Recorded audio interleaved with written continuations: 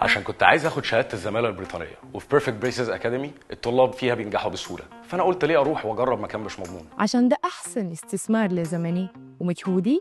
3 سنين دراسيه نظريه وعمليه حتخليني في حته تانية بعد ما انجح في امتحان الزماله البريطانيه. لأنهم يهتموا هلبة بالطلاب مش بالماديات.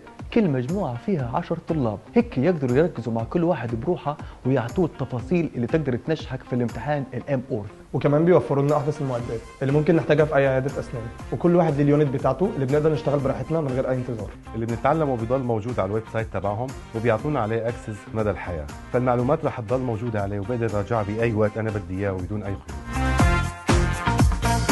الأكاديمية عندها 7 فروع في مصر، 5 منهم في القاهرة وقريبة من أي زول. اللي بيدرسوا لنا اساتذه على اعلى مستوى، مش هلاقي كلام في حته ثانيه. لا وفي فرع كمان بتونس، كيف تقدروا تنسوا تونس يا جماعه؟